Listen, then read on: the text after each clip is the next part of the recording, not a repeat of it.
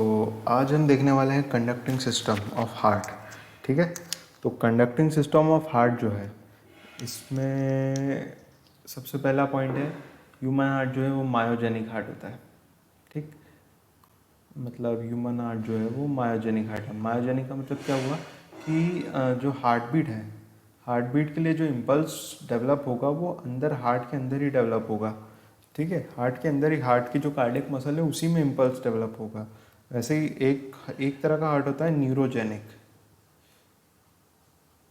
Neurogenic heart, इसमें क्या होता है कि जो इम्पल्स आता है वो नर्व लेके आती है बाहर से। इम्पल्स जो है वो नर्व लेके आती है हार्ट बीट, हार्ट के क्या बोलते हैं, दिल के धड़कने के लिए जो इम्पल्स आता है ना, वो नर्व लेके आती है।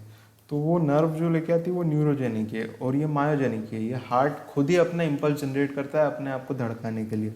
तभी आपने देखा है कि हार्ट जो है वो बॉडी के बाहर भी कुछ टाइम तक बीट करता रहता है। क्यों? क्योंकि वो मायोजेनिक है, वो खुद ही इम्पल्स जनरेट कर रहा है वो। ठीक है, अब वो खुद ही इम्पल्स कैसे जनरेट करता है, तो उसके लिए एक दो चीज़ें हैं। ये एस ए नोड और ए बी नोड, ये कार्डियक मसल्स में होते हैं। ये जो दो हैं ये इम्पल्स जनरेट करते हैं। ठीक है, तो ये एस ए नोड जो है, ये एस ए नोड क्या करेगा, ये सेल्फ एक्साइटेटरी प्रॉपर्टी होती है, खुद का ही इम्पल्स जनरेट करते हैं।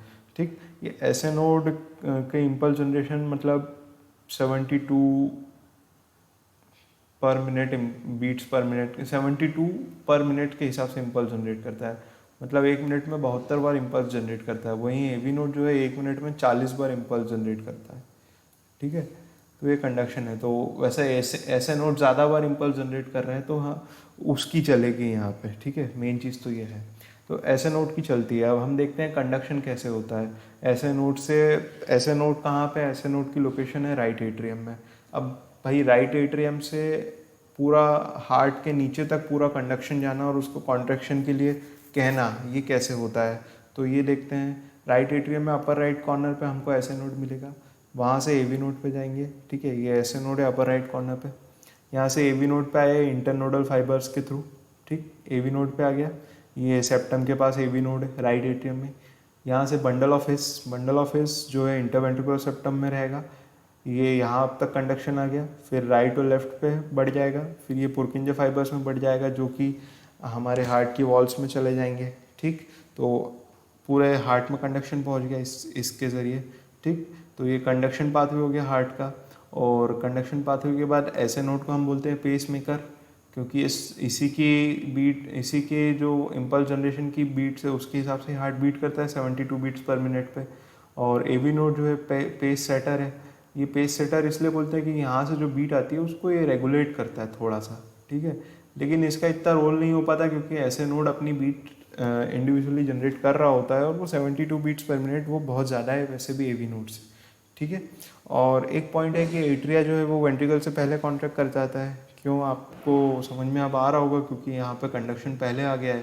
तो कंडक्शन पहले आ गया एट्रिया में, तो कॉन्ट्रैक्ट पहले कर जाएगा। ठीक, और हार्ट रेट अब देखें तो हार्ट रेट क्या है?